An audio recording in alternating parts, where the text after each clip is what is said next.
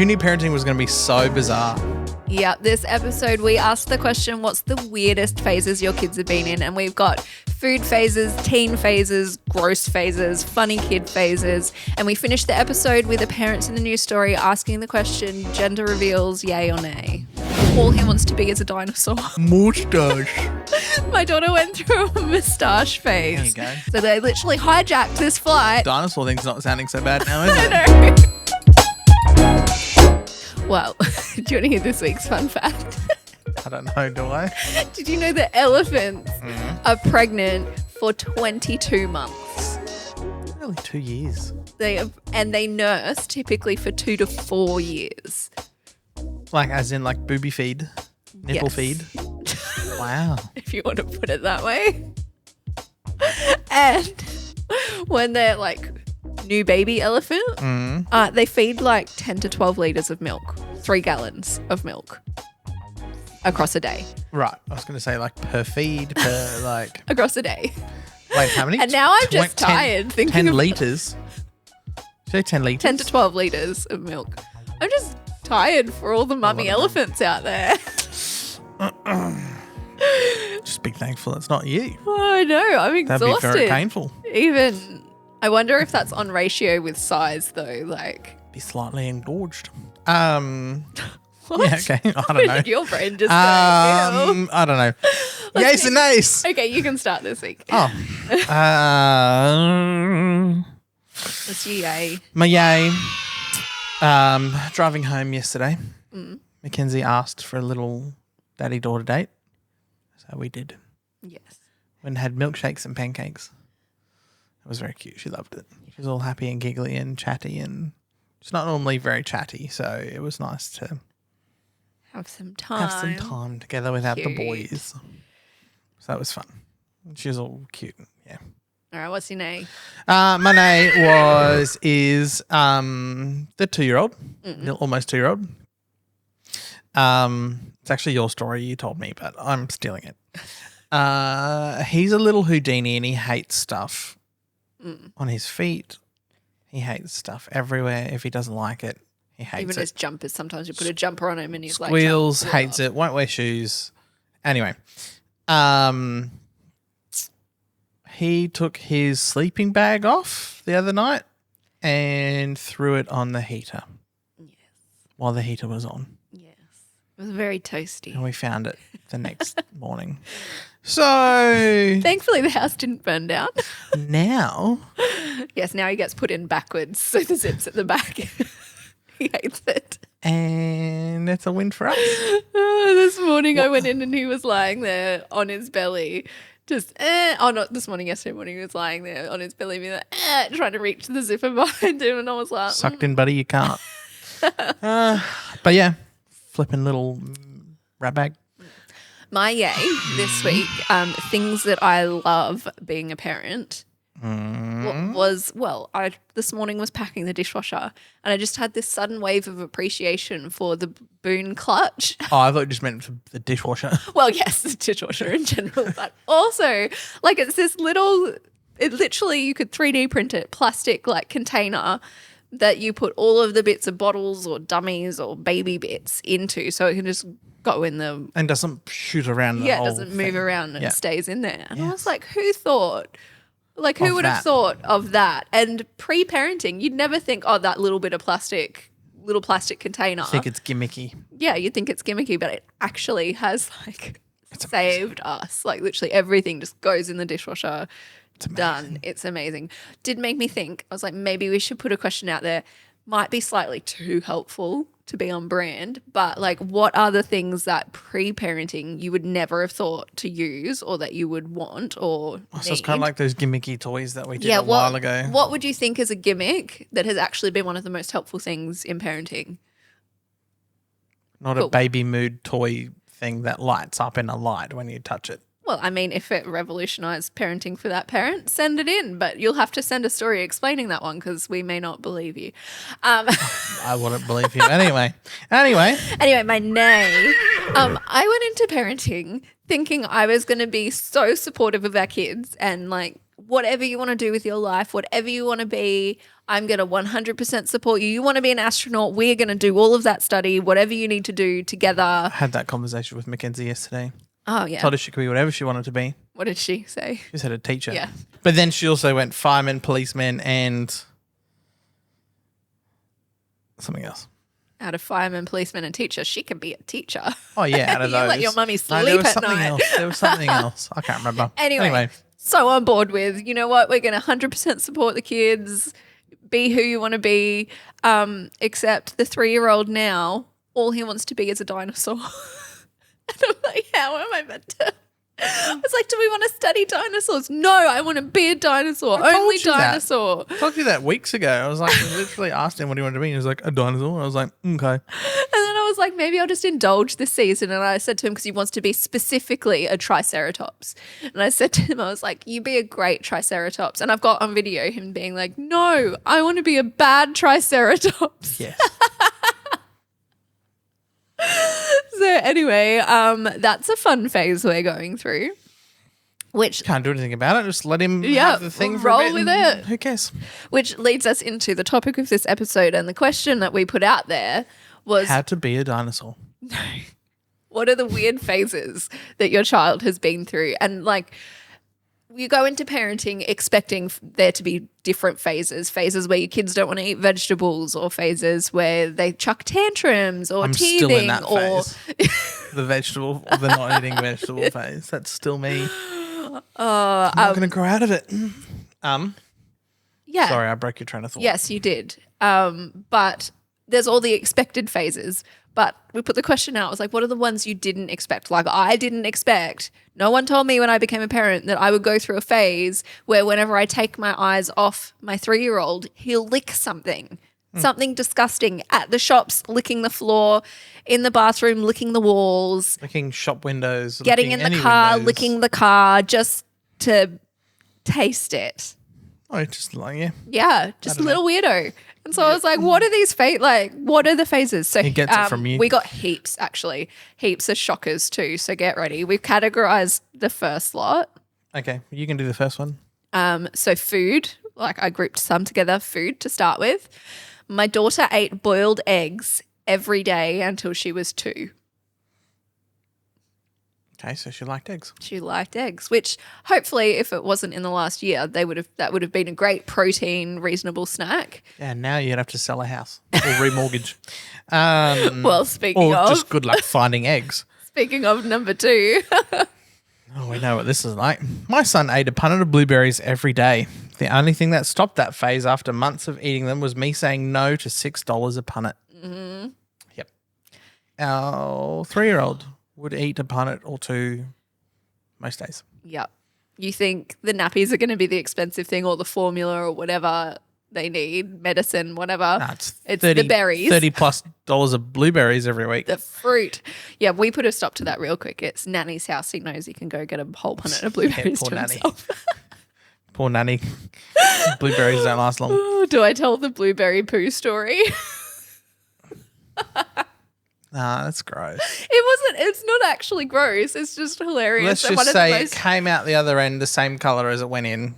Well, not even. It was like black. Like, yeah, it was gross. Black, because I'd given him a punnet, then taken him to the grandparents. It's the colour of the They'd skin. given him a punnet, and then you gave him a punnet. Yeah, he had so he'd had 3 punnets of blueberries, and no one knew because we'd all just given him a punnet. He was like 2 at the time, so, communicating wasn't a thing. The next day he did a black poo, and I ended up taking him to the emergency room because Google said that means there's blood. It wasn't until the doctor was looking so confused that we realised that we'd all given him blueberries. Noob. All right. That was Your fun. turn. That doctor probably still tells that story. My 3-year-old only ate orange food for a year. Weirdo. I asked when that mum sent it in, I was like, how did that work? And she said, the doctor just told me to feed him orange stuff and then add vitamins.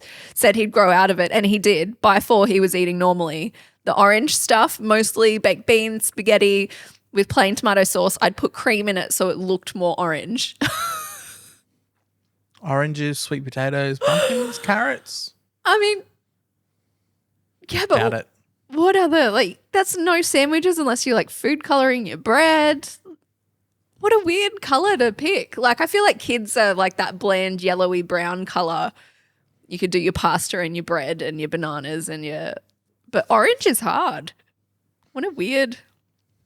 Anyway, that's the food phase. That was I feel like a lot of parents go through those food phases. Yeah, that's pretty standard. Orange, maybe. I was expecting weirder. Well, weirder is coming.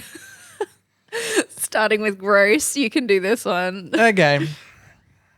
Our youngest went through a phase where he hated showering. That was until he went on a 7-day hike when water had to be carried and they only had enough for cooking and drinking. He loved the shower after that. Yeah, okay. Don't know what you got till it's gone. It's like, oh, Some shower. boys just hate it. Yeah, well, it must be a very boy thing because another parent said in not cleaning his teeth at 13, it will probably take a girlfriend to get him to snap out of it. Yeah, that made me realize I'm like, oh, we've been so focused on like this primary age of kids that we're in like toddler to early primary school. I'm like, we've got gross teenager phase to go. Yep. Hormonal teenager. Actually, there are some teenager phases in here eventually, I think, but we got some more fun, weird ones first. This one's a self-confession. Ooh. We had this photograph on our wall when I was little of a large family, parents and several kids. The picture was from the early 1900s, black and white. For the longest time, I thought that was my real family. I'm not sure where I got this notion, but I wholly believed it until I was 7.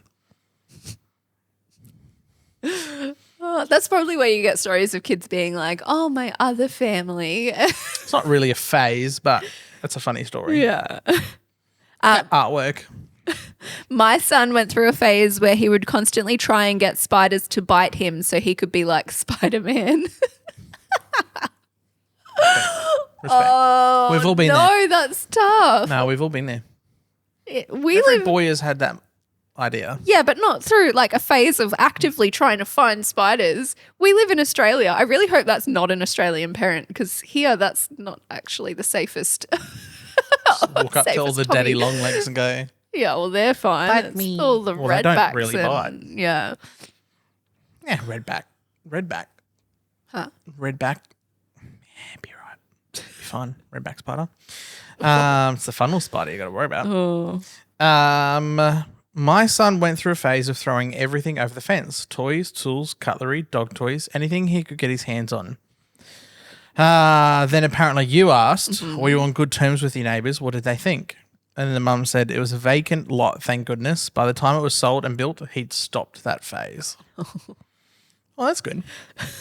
That'd be awkward if they were building houses and... You wonder what's in his head of like, I have to share this with the people over the fence or like... It has nothing to do with that. It's just a boy thing. I'm going to throw it over the fence. Here's one. My daughter went through a phase. My daughter went through a mustache.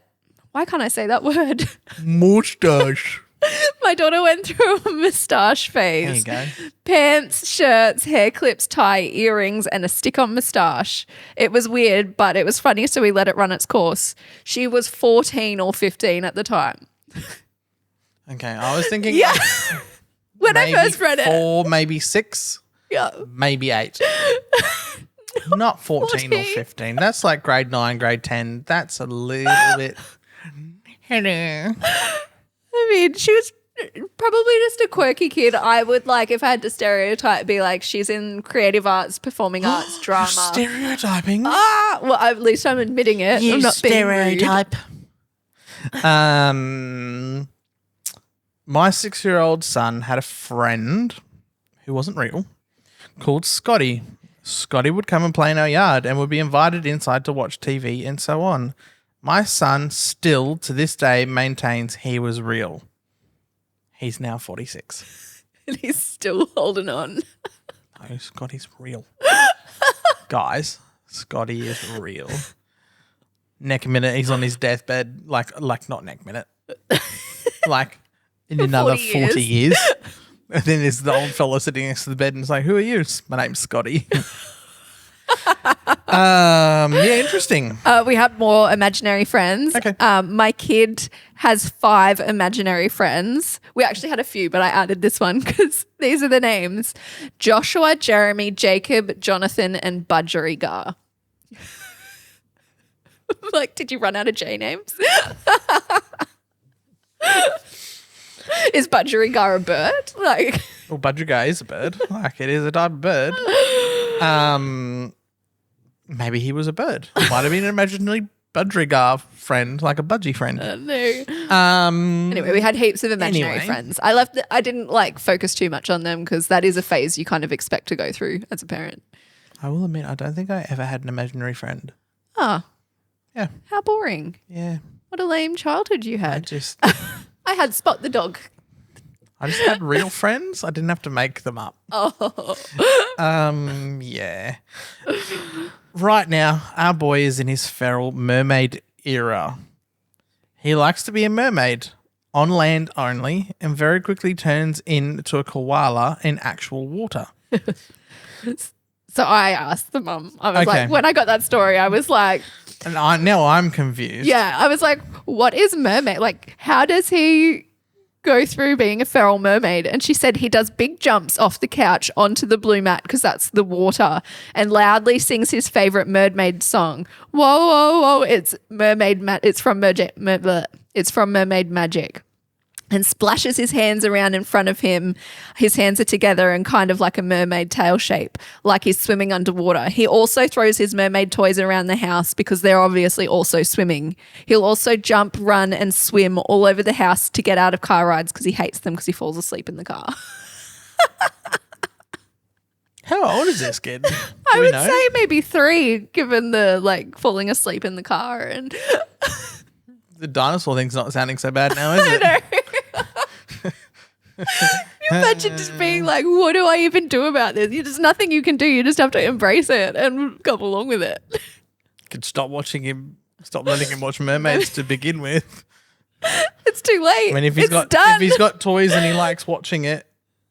Oh, yeah. But you support your kids. Like, we didn't go, Hartley likes dinosaurs. We better not let him watch or do anything because now he wants to be a dinosaur. Like, anyway. My kid is going through a phase of drawing birthing pictures and also naked pictures where the bird took all our clothes and there's clothes in the bird's beaks. Birthing pictures? Birthing pictures. He's drawing birthing pictures and then naked pictures where birds take all their Well, he or clothes. she didn't say. Oh, and it didn't say how old either. That's weird. I'm kind of hoping the mum's like a midwife or something. Or it's just having lots of kids. That's maybe they've been one of those kids that have been around. They're the oldest kid and they've been around for a home birth or something. Wow. Those bloody birds. Germ phobia. I had to rewash plates, glasses and cutlery before serving him, and he would ask to smell my hands after a visit to the bathroom to see if he could smell soap. I'm very glad he's over that annoying phase. Oh. That's like the opposite to what we're dealing with the licking the cars and licking the floor and you've got but he's a germ phobia. If he's got sticky hands or anything else, both of the boys Actually, the 3-year-old's getting better. Well, when I say better, he's not freaking out. Yeah, doesn't freak out. He's just putting his sticky hands everywhere. So I don't know what I preferred. Okay, we're into the teens. We got lots of teenager ones, which I'm like, I have nothing to relate to except for obviously having been a teenager myself. We've got teens doing the tough guy boundary testing. And when I asked them, I was like, tell me more. Like, I've heard this is a thing. And she's like, the most eye-roll worthy thing was when he made a hole in the wall with his head celebrating his footy team getting a goal.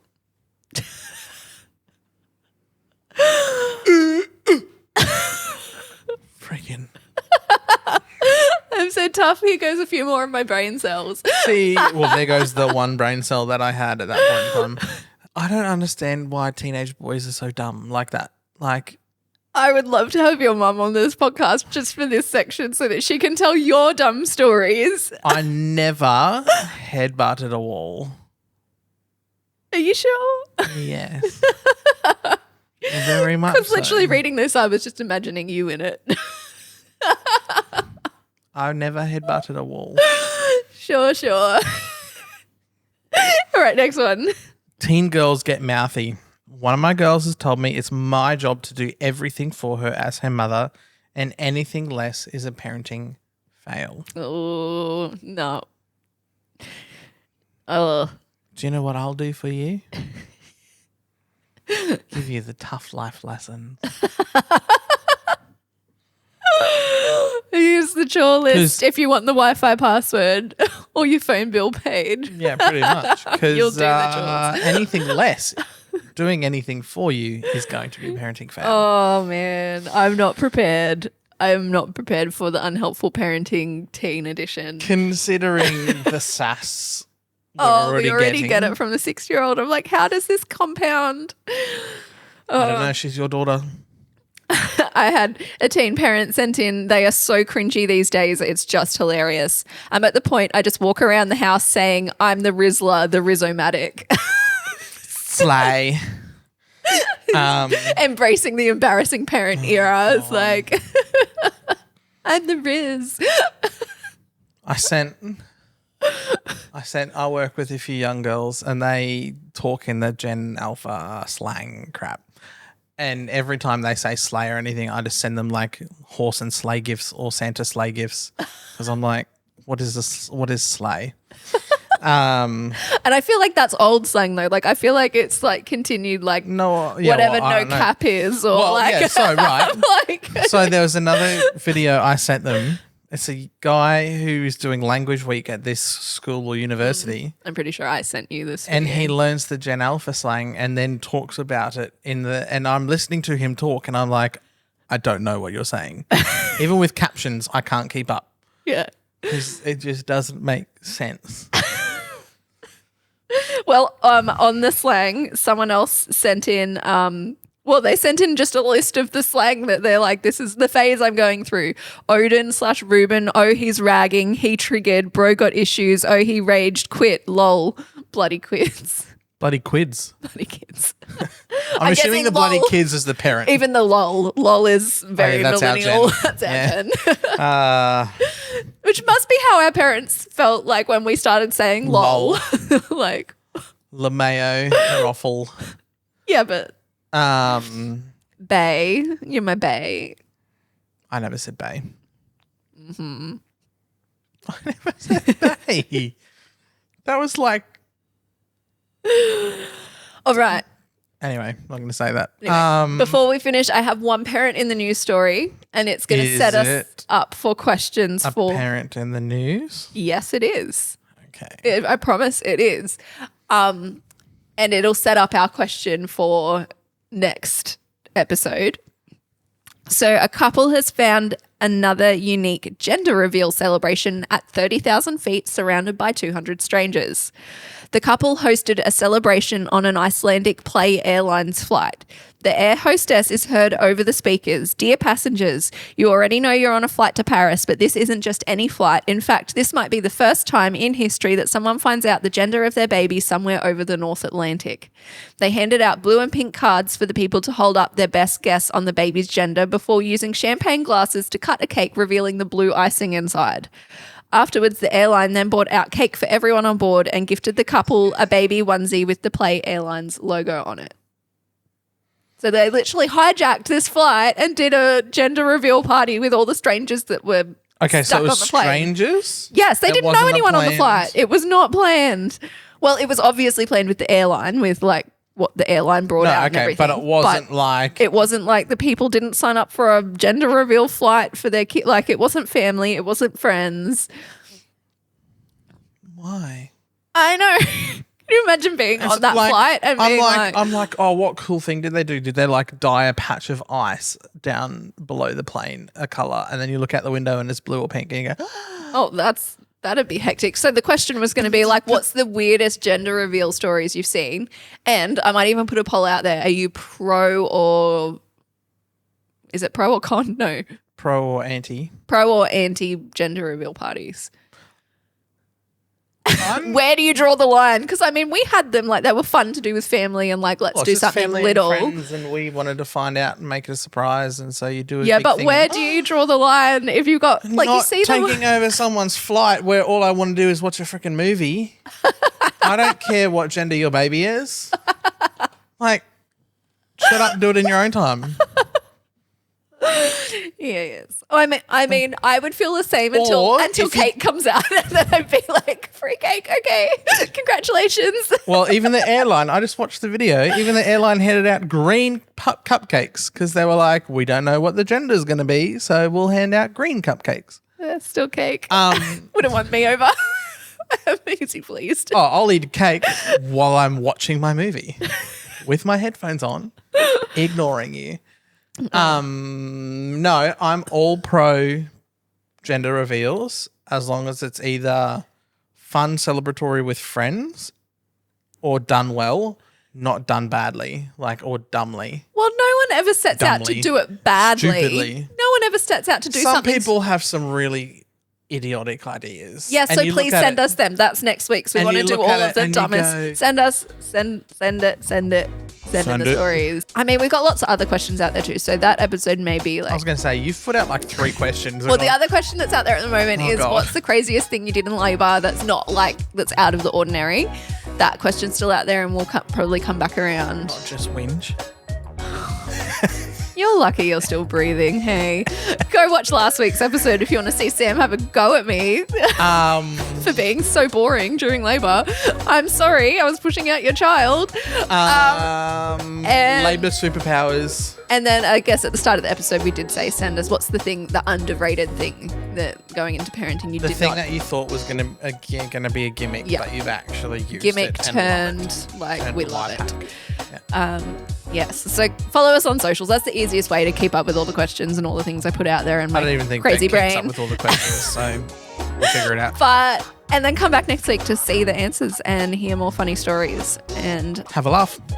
Like this video on YouTube, subscribe, show it some love wherever you are listening and joining us, and we'll see you next week.